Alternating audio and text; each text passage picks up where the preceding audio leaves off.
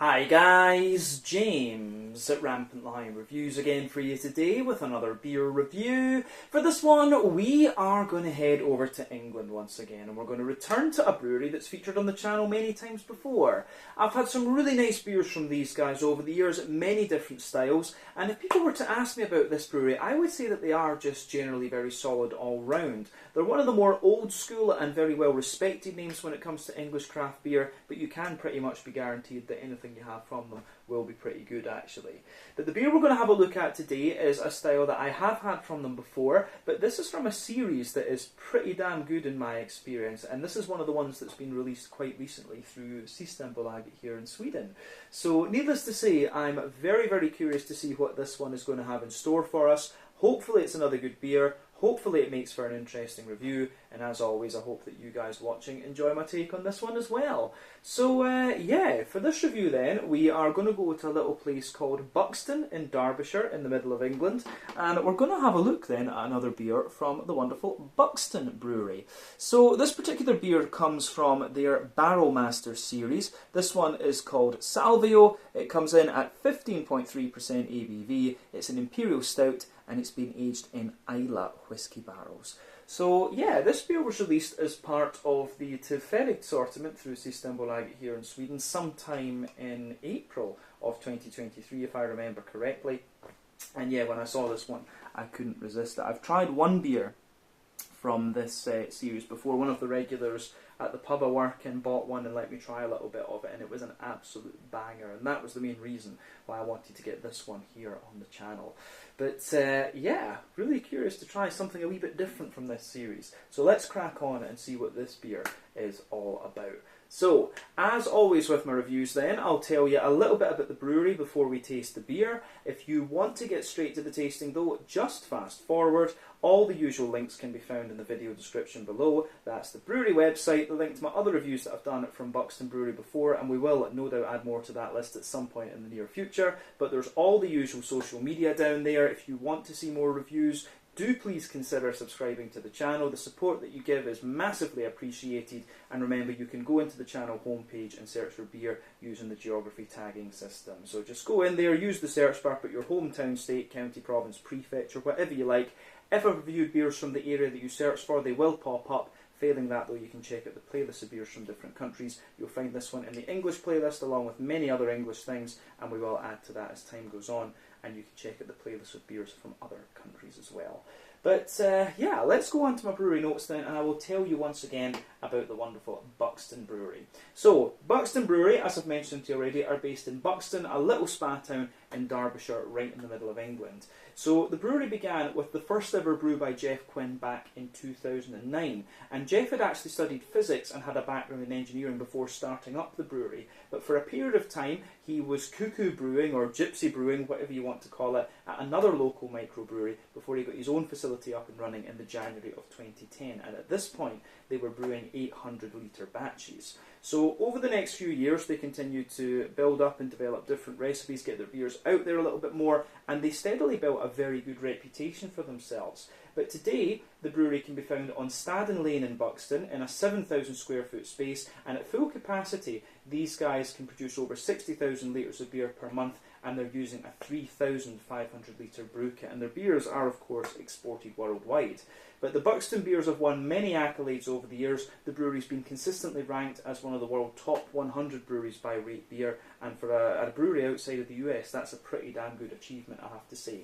But the local area in which Buxton is located is known as the Peak District. It's famed for its water, which has been revered since Roman times, and the Romans actually named the town Aqua Animatea, if I'm pronouncing that correctly. Probably not, because I've never studied Latin, but this translates into English as the waters of the goddess of spring. But a number of the early beers they did were named after local geographical and geological features around the Buxton area, and the original artwork that they used to use featured a folly tower, which was known as Solomon's Temple, or Grinlow Tower, which was built simply for decoration. But you won't see that on the beers now. They've kind of done this more modern, just simple Buxton Brewery thing, which you can see here. But since 2013, the brewery have had their tap house in the old courtyard on George Street in Buxton. That's somewhere that I would really like to visit. And they do have a couple of other pubs from what I understand as well, although I'm not sure exactly where those are. But irregardless, as of May 2023, when I'm filming this review for you, these guys have produced 280 different kinds of beer, according to Untappd. They do have a number of regulars. I forget the name of the one with the dragon now, that's one of the regulars. There's Axe Edge, one of the IPAs and things as well. And of course, Storm Shadow is one of their regular Imperial Stouts. But they're still very experimental, doing lots of different things. They've got a really nice barrel program as well. They have the Lupulus X series where they're showcasing different hops, which is always interesting too. But yeah, it tends to be the bigger, kind of bolder stuff that we get over here in Sweden from Buxton. But I never complain when we get beers from these guys, because like I say, they're always pretty damn good. But yeah, that is everything I can tell you about Buxton Brewery for the moment. If you want to learn more about these guys, you can check out the brewery website. You can follow them on Facebook and Instagram to keep up to date with all the latest goings on. And you can, of course, check out the Rate Beer, Untappd and Beer Advocate pages to learn a little bit more about all the different beers that these guys have done. So yeah, let's go on and have a little look at the beer itself. So I'll just let you have a wee look at the artwork on this one before we open it up. You can see there, I think these ones are named after famous chess players, if I'm not mistaken. But yeah, you can see plain black top on the can there. This is a 330ml can, incidentally, and they do still sell their beers in... there's a few of them still come out in bottles, I think, but the one we reviewed in the last Buxton review, the Moray Flow, that was an old one that I found at the back of my cupboard and just wanted to try. But yeah, I have seen a number of Buxton beers still in the bottle recently, but a lot of the ones that were advertised on the website are now in cans. But yeah, this beer cost me 110 Swedish kroner, so that translates to roughly €11 or about £10 sterling. It was £11.30 when I had a little look on the Buxton website actually. So we're getting, it's kind of crazy, we're getting this beer for cheaper over here in Sweden than it's being sold in the UK. Sign of the economic times over there, I guess.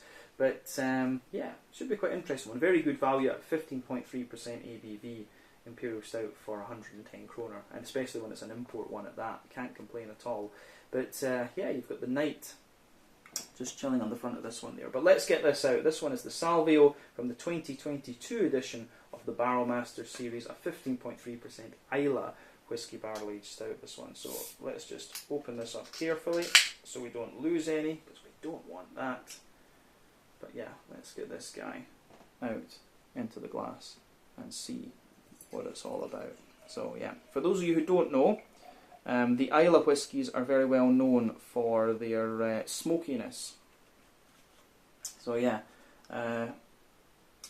that's kind of what you want there, and it's a varying degree of smokiness there. You know, you've got your Lafroys, you've got your Ardbegs, all of these kind of guys. The Lafroys and Ardbegs tend to be a little bit drier and kind of more potent in their smokiness, but you've got ones like Cow Islay, which have got a lovely kind of sweet rounded smokiness to them. You've got the Bowmores, which are a little bit more grassy in their smokiness and things like that. So yeah, you've got a wide variety of different kind of whiskies from Islay. Of course, I forget how many distilleries it is that are there. It's like 8 or 9 or something like that. But yeah, Kilchoman is one that I always enjoyed as well. I think they're one of the newer ones. But yeah, anyway, let's have a little look at this beer itself. So as you could see, when we poured this one, it poured out with about a quarter finger of a frothy, I would say kind of fawn coloured head, but that's faded away to be pretty much nothing. There's a nice ring just around the edge of the glass there, but overall it does look pretty nice, I have to say. Yeah, that has faded away to leave pretty much nothing. You don't even see any carbonation coming up to the surface with this one, but I'll just let you have a wee look at the bubbles on the edge of the glass there. That does look very, very nice. So yeah, in terms of the colour of this beer, lovely dark ebony rosewood colour. If we shine the light through it, it does have a little bit of that kind of Coca-Cola, Pepsi coloured edge to it. And not much in the way of visible carbonation with this one, but yeah, as I say, you can't, there's not even anything sticking to the side of the glass with this, but this beer is pretty much black as night. So remember, the colour of your beer is going to depend on a few things. One, the type of malts that you use. This goes a long way to determining your EBC rating. Two, length of your wort boil is also going to play a role, because the longer you boil the wort, the more the sugars caramelise, and thus you get a darker coloured beer. But any barrel aging that you do or adjuncts you put into the beer will of course play a role in determining the colour of your beer, although when it comes to darker beers like this, it's a little bit more difficult to affect the colour with adjuncts and barrels and stuff like that. That's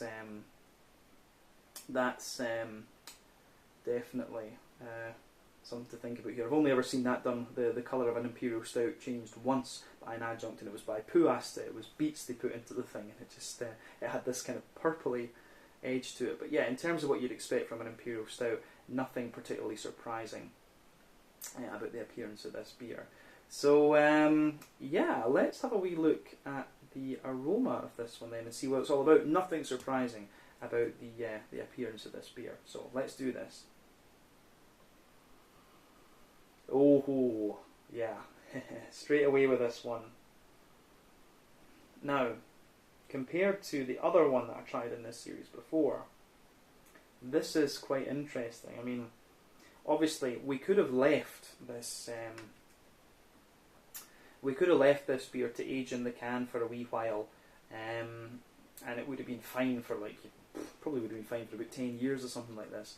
But I really wanted to try this, having tried the Moray Flow. I mean, like I say, the different for me, you can't, with Scotch whisky, you can't really generalise in such a way. But for me, the Speyside whiskies are always a little bit more kind of smooth and kind of brown sugary, whereas, for example, the Islay whiskies are always a little bit more smoky. You can say kind of things like this, but varies from distillery to distillery. But you can certainly smell, compared to the other one that I had from this particular series. The other one was like really, really smooth. It was an absolute banger of a beer. This one's got a lot more smokiness to it, and I'm wondering if, because this one is younger, that if this one is going to have a little bit more of a lot more dryness and things to it. But as soon as you put your nose up to it, you're going to get that Islay peated smoke coming out of this one. And it's actually, I'd be very curious to know what barrels they've used in this. I wouldn't be surprised if it's like Bowmore or something like this. Because, or there's also Carnmore and stuff like that this could be. But yeah, the smokiness that you get with this one jumps out of the glass at you, and the smokiness that you're getting for the peat, it's actually got a little bit more. It really has a little bit more of a kind of.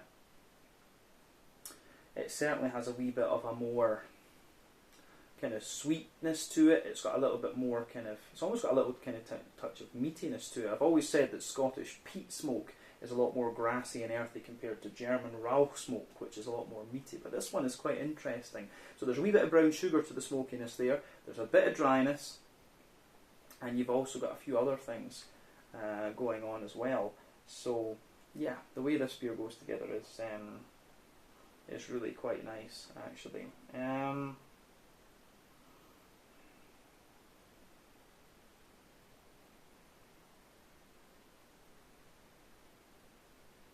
Yeah, sit and smell that smoky character all day, and it does dominate the beer. This is one of the things, I've always said this, you have to be very careful when you use Scotch whisky barrels, especially the smoky ones, because the smoky character can just dominate the whole beer. The Finns love that. I've had a number of Scotch whisky barrel aged Imperial Stouts and things from Finland, and they always do it really well. So I'm curious to see how Buxton do it, because like I say, the last one I had in this series, I'm sure, was like Speyside barrel aged or something. Either that or it was bourbon. But yeah, it's a bit difficult to get past the smoke and the kind of the peat in this one, to be honest with you. The aroma really is quite strong in that regard. So I'll try and sugar it up a wee bit and get some more out of it. So if you sugar it up, underneath the peaty characters from the barrel, you get a little bit of that roasty, toasty, well-fire bread crust in there. You do get a little bit of like charred wood and things like this as well.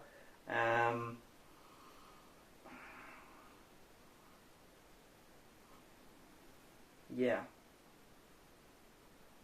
The woody characteristics that you get out of this are really nice. You can smell the slight dryness of the oak and stuff like that. I think this is one of these ones where your nose just has to adjust a little bit and get past the smokiness. So this beer is absolutely a night ender at 15.3%. Yeah, it's kind of obvious, but with the smokiness, yeah, this thing is going to saturate your palate. You probably can't drink anything else after this and enjoy it in the same way that you would otherwise.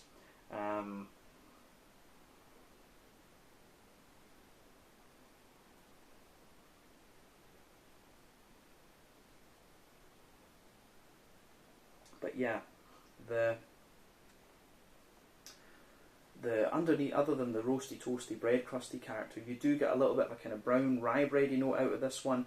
There is a little bit of a kind of dry, leathery, brown, sugary character in there. I'm getting wee bits of chocolate and things, but to be honest, it is really difficult to pick out different elements of the aroma in this beer just because of how strong the smoky side of things is. But yeah, roasty, well-fired bread crust, a little bit of woodiness, some rye bread, as I've said, a little bit of chocolate, quite a dark chocolate, I would say, you know, a sort of 80-90% cocoa, some treacle, molasses, brown sugary notes, and yeah, a few other things coming out of the beer there as well. On the hoppy side of things, I'm getting a little bit of earthiness and a little bit of floral and grassy character out of it. But honestly, the thing is as well with it, when it's a barrel-aged Imperial Stouts are not the most hoppy style of beer in the first place. But then when they're barrel-aged, you're going to lose more of the hoppy character, and then you're also going to, when they're barrel-aged, you're going to lose a little bit of the hoppy character, and then on top of that, you're also going to lose a little bit of, pardon me, you can also age these a little bit and it will drop out even more. This is one of the things. But you are getting a little bit of fruitiness out of this beer. For me, at the front of the nose, there's a little bit of raisin and plum, maybe like dark cherry or something. You have got a wee bit of these sharper red fruity notes coming out of the beer. But as I say, this is one of these ones, and I'm kind of surprised at this. It's very rare that my nose gets saturated in this way. The smokiness of this beer is really kind of saturating my nose to the point where it's kind of pointless to continue to look at the aroma. I think this is one of these beers where, you know, you just need to taste it. The aroma's not going to give you too much other than the smoke, but I mean, I enjoy that personally, because you can think about what distillery it is. Would love to know what barrel they've used in this one, but I'm guessing it might be like it could be like Bowmore. I don't think it could be Cal Isla, but it seems a little bit dry to be Cal Isla. Carnmore, I don't know, but I think it's a bit too much of a sweet smoky character to be like Ardbeg or Lafroig or something like this, but we'll see. Maybe I can tell a little bit more from actually tasting it. As I always say though, take a wee bit of time to enjoy the aroma, not too much in this case, but we're going to taste this one now. This is the Salvio, a 15.3% Imperial Stout aged in Islay whisky barrels from the Barrelmaster series from Buxton Brewery in Buxton, Derbyshire in England. Let's get stuck into this one. Slàinte, skål, cheers.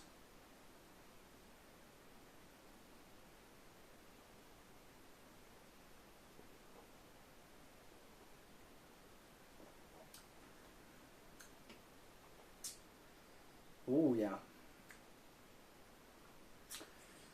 That's pretty nice. That is pretty damn good, I have to say. Yeah, you can certainly feel a bit of alcohol warmth down here into your chest when you take a sip of this. This is very different from the other one that I tried in this series. And if you have tried others in this series, this is going to show you exactly why you have to be careful with Scotch barrels. This one, to enjoy this beer, I think you really are going to have to be into your more smoky single malts.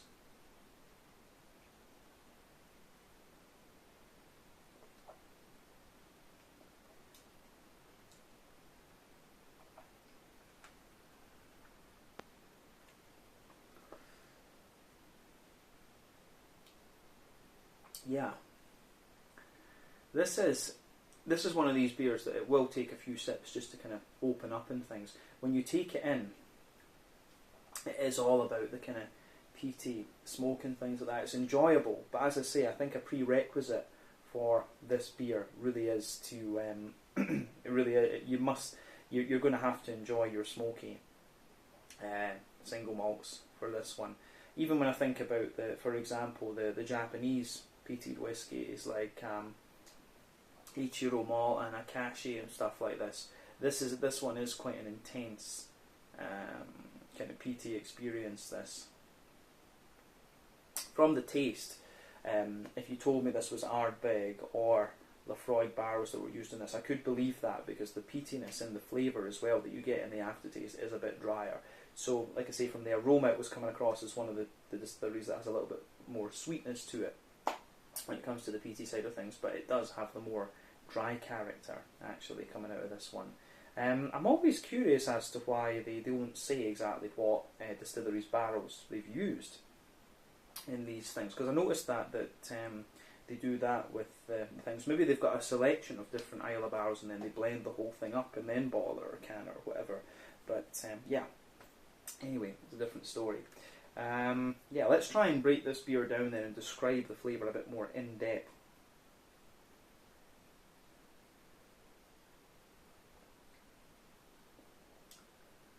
But yeah, when you take this beer in, we'll talk about the impact flavour in this case, because this is one of these beers where it's all about how the flavour evolves. So when you take it in, you've got this lovely silky, kind of chocolatey, silky, oily, slick, silky chocolate type thing. That comes in just behind the front of the tongue. Then the beer spreads across the rest of your palate, and it gives you a little bit of a kind of bready character, but then it leaves that dry, woody, earthy, kind of peaty character coming out of it. So yeah, the way that goes together is really nice.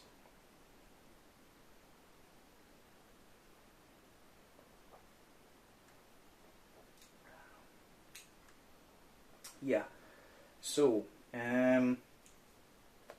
for me, we'll look at the middle third of the palate first. We'll break this beer down and do it in the thirds of the palate as we always do. The backbone of this beer, absolutely, you can feel that kind of that kind of oaky, woody character there, just forming the backbone of the beer.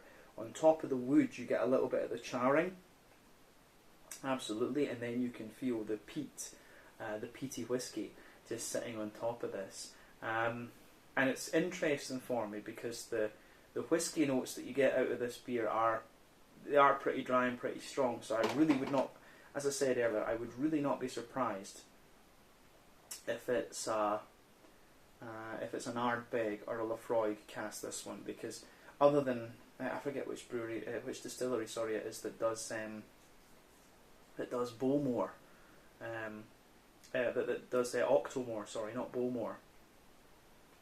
Maybe it's Bowmore that do it actually, but yeah, the only other thing it could be is Octomore, and I did actually have a little bit of an instinct that it could be Bowmore casks from the beginning. So yeah, maybe they've taken one of the Octomore casks and gone it in, because the peaty character in this one really has a little bit of a it really has a little bit more of a kind of how would we say, it does have a little bit of that drier kind of character to it, such as Lafroig, Ardbeg, or maybe Octomore or something like that. So you can really feel that peaty dryness sitting there, and of course you start to get the grassiness and a little bit of the kind of brown sugary characters out of it as well. I've always found that a number of the more smoky whiskies have a little bit of sweetness to them. But yeah, that forms the backbone of this beer, and it really, really lingers there into the aftertaste. Like I said, with this one, a lot of the other flavours kind of take a back seat in this beer.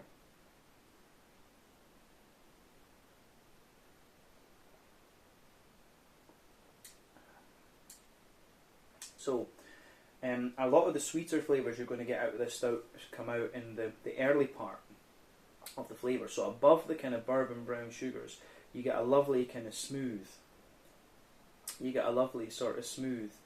kind of, how would we describe it? You get a little bit of that roasty, toasty, well-fired bread crust, definitely, I would say that. So a little bit of roasty, toasty, well-fired bread crust.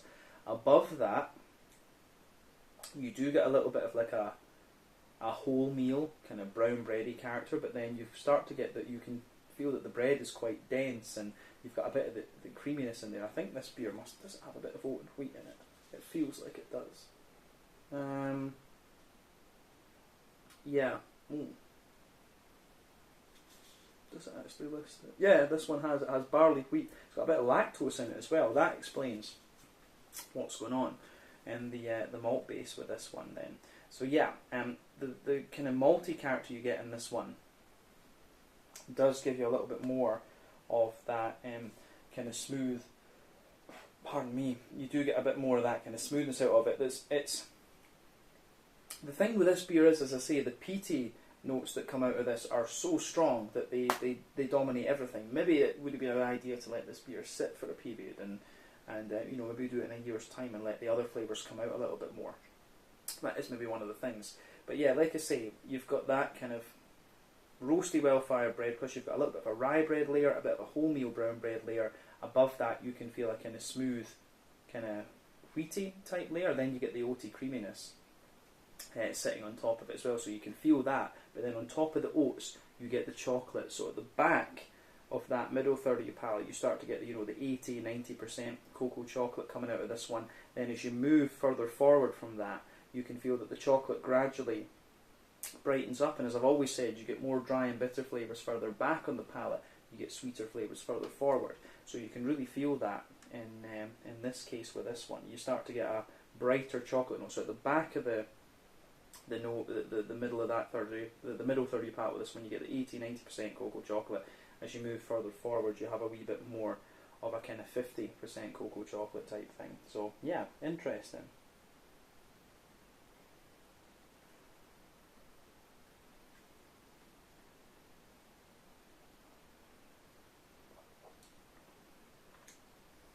So yeah, it's interesting to me. The oats and the lactose really do give this beer a little bit of sweetness, actually, which is interesting. In the middle third of your palate too, you've got this little circle that sits in the kind of middle of that middle third of your tongue. You can feel there's a little bit of a kind of leathery, brown sugary character coming out of this one. So yeah, lovely kind of leathery, brown sugary character in there. On top of that, you have a bit of a toasty brown sugar, and then in the dead centre of your palate, you have a wee bit of a kind of toffee, and then the kind of treacle molasses type thing, the really highly caramelised treacle molasses coming out of this one. So yeah, I like how that goes together too.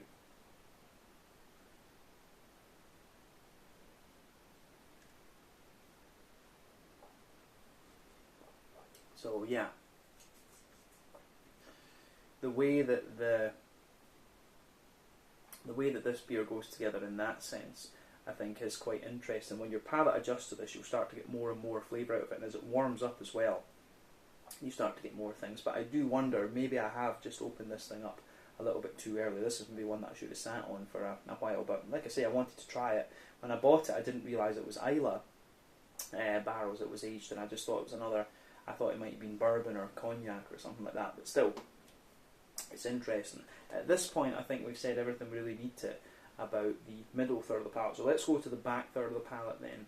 So the border region between middle and back third of your palate with this one, you do get a little bit of bready build up in there. It's kind of like a kind of grainy rye bready character, but then the base of that back third of the palate, you've got the woody character in there, which is a little bit drier again, and then above that you have the as I say, you've got that grainy. Above that, you get the kind of peaty characters from the whiskey, and they're even drier as well. But then you've got the roasty, well-fired bread crust. You've got the rye bready layer in there, which is a little bit taller and a little bit more airy. Then you've got the more wholemeal brown bready character there as well, which is again lighter and more airy. And above all of that, you have a little bit more of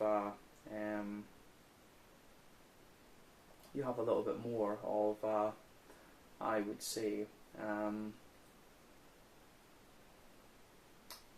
Yeah, you can feel a little bit of the kind of drier side of the chocolate just creeping over on top of that. And then above everything else, you get some of the yeasty aspects coming out of this beer as well.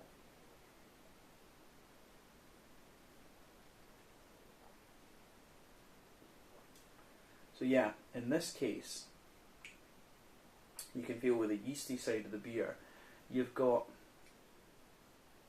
it's really hard to pick out some of the yeasty aspects because it is like this really dark brown bready character with a little bit of kind of honeycomb and sweetness wrapped around it. I always get honeycomb from the yeasty side of these beers as well, but on top of the back third of the palate. Definitely though, we can say on the back third of the palate, you can feel the flavour is taller. Then as you move further forward into the middle, tongue, it just condenses down and squashes together. So yeah, the way this goes together, I think, is really, really nice. On to the hoppy side of things then. So as we said earlier, the hoppy side of these beers, this beer will obviously be a little bit lower because you're, you know, it's barrel aged and things like this, so the hoppy character will drop out. But I think you still get a little bit of that in this one.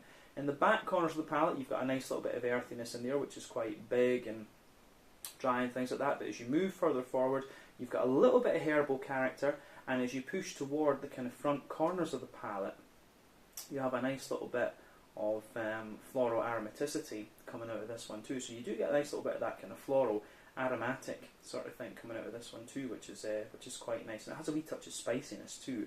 Around the front curve of the palate, you've still got a little bit of grassiness in there, and it has a wee touch of zestiness to it as well. Obviously, the longer you leave this beer, the more that's going to drop out. But yeah, that's quite interesting too.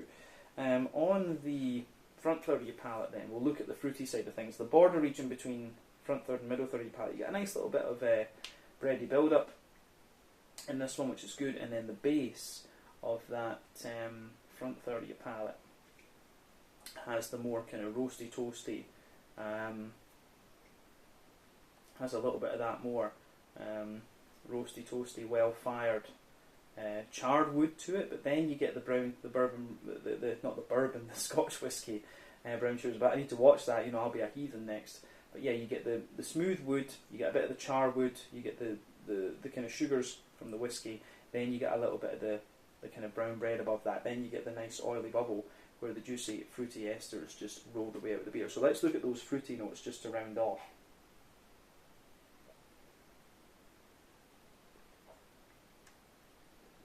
So yeah, when you take the beer in, you get a little touch of a raisiny sharpness, but the sharpness of that dissipates quite quickly. And at the back of that front third of your palate, you've got a little bit of juicy plum. It does give you a wee bit of pruny character as well. And as you move into the middle of that front third of your palate, you're going to get a little bit of a kind of figgy type thing. But underneath that, you're going to get a wee bit of you are going to get a little bit of date and kind of pear and stuff like this, sultana and things. But the smoke really pushes its way out against the fruits. The fruits don't last too long in terms of the flavour of this beer. It's the woodiness and smokiness that really pushes its way out. But yeah, on the front half of that front third of your palate, you're getting a little bit more like blackberry, blackcurranty type thing.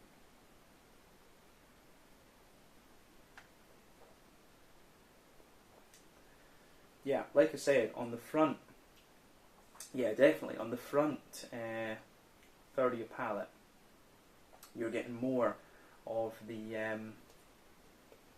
yeah, you're absolutely getting more of the kind of, the smokiness just pushes the fruits away. The fruits come in sharp and juicy in the beginning, so you've got a little bit of raisin, plum, and blackberry and things like that. But then, yeah, you get a little bit of a dry, peary, sultana type thing in there, but the smoke really pushes it away. The kind of oily, peaty, woody type thing really pushes it away in this instance. So yeah, I like how this one, I really like how this pieces together for me. It gets a big thumbs up in that sense, but it really, a prerequisite of liking this beer will be that you have to pretty much like smoky Scotch whiskies. You have to like your Islas really for this one. But yeah, I do like how this pieces together actually. In terms of the mouthfeel then, to round off, for me, it's definitely not the thickest of Imperial Stouts that I've come across.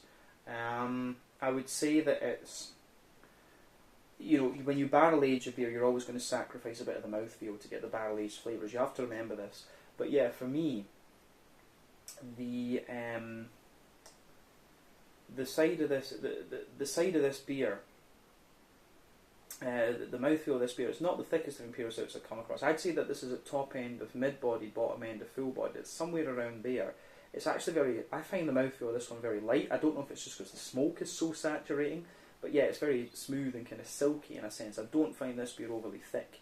In terms of the IBUs and stuff like that, it's a bit hard to say.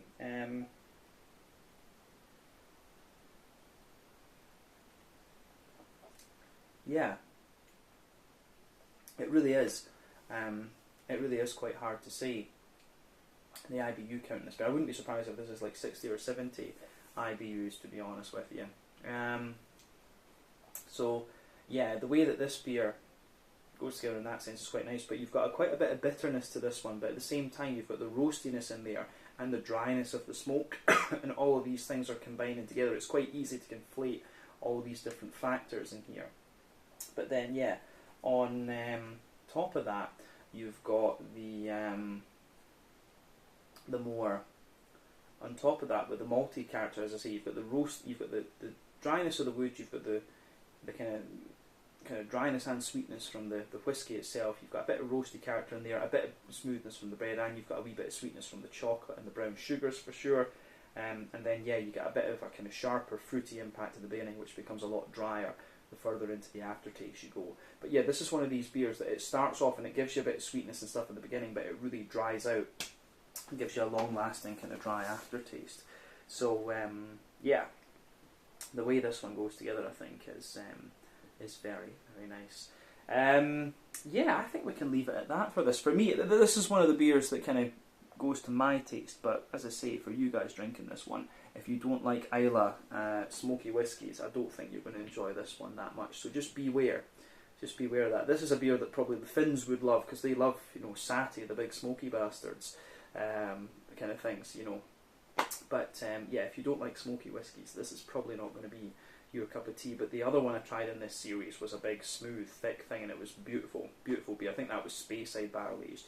So yeah, they've obviously got a really nice base stout that they're using with these and just experimenting with different barrels, which is good. So we need to get another one from this series at some point soon, needless to say. But I think we can leave it there for this review. So this one was the Salvio, a 15.3% Imperial Stout aged in Islay barrels, part of the Barrel Master series from Buxton Brewery in Derbyshire. Now, another lovely beer, certainly to my taste, because I love the big kind of peaty whiskies and smoky flavours. But yeah, I think we can leave it at that for this one. So once again, thank you for watching my beer reviews. Until the next time, please like, subscribe, share, all the usual YouTube stuff. Let me know your own thoughts on this beer in the comment section below. Let me know what your favourite beers are from Buxton Brewery as well. Do give me some other ideas of what ones from the Barrel Master series that I should look at, and we'll see about doing those in the future. But in the meantime, check out my social media, check out Buxton Brewery's social media, and I'll see you guys in another review very, very shortly. Slange it, skull, and cheers.